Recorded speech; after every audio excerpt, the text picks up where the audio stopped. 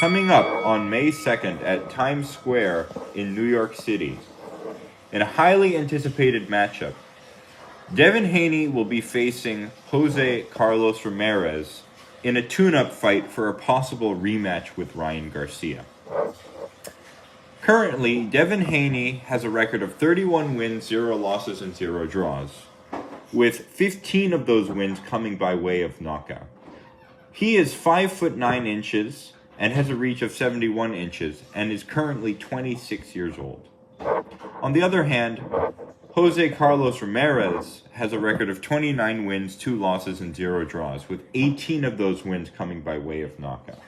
He is 32 years old and has a height of 5'10" and a reach of 72 inches.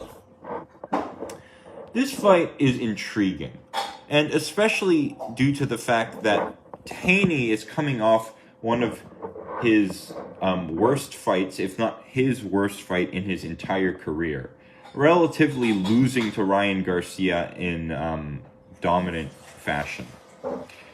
On the other hand, Ramirez, too, is coming off of a loss, an official loss, against Arnold Barboza Jr. in a 10-round unanimous decision.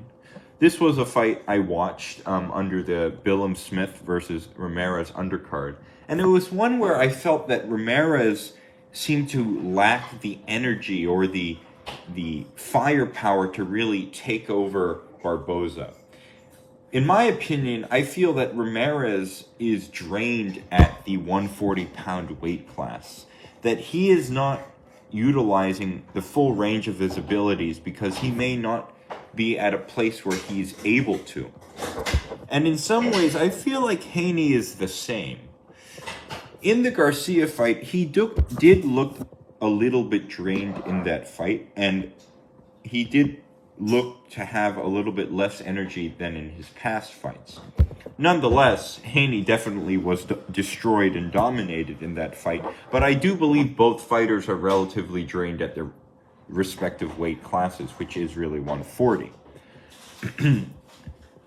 With this in mind, however, Haney is coming off of a much more brutal loss, a confidence taking loss, a physical structure-inducing loss. Haney's durability is much lower in this fight. His punch resistance is most likely permanently damaged, and his confidence is probably not skyrocketing in any way.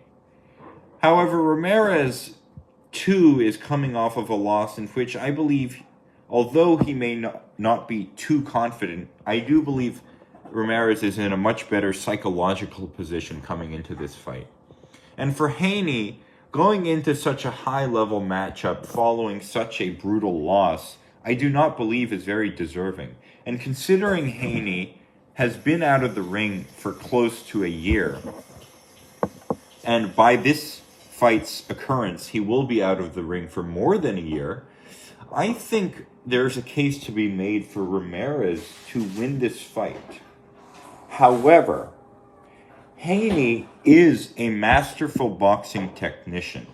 One cannot take away that the only true vulnerability Haney has defensively is the left hook. And although Haney doesn't possess any sort of power and probably could not knock out Amir Khan or anyone with a bad chin for that matter, I still believe Haney does have the skills to beat Ramirez, especially considering that Barboza was able to beat Ramirez. Although the Ramirez-Barboza fight was close, Haney may have a slight edge in that he is much more technically sound than Ramirez, and in such that Haney too may have a little bit more confidence, may make the necessary improvements in this fight, and may come out to be someone new, someone better, following the Ryan Garcia defeat. So for my official prediction, I have a very close 12-round unanimous decision win for Devin Haney. Let me know what you think of this close fight in the comments. This is Zachary Cloutier at Ringside.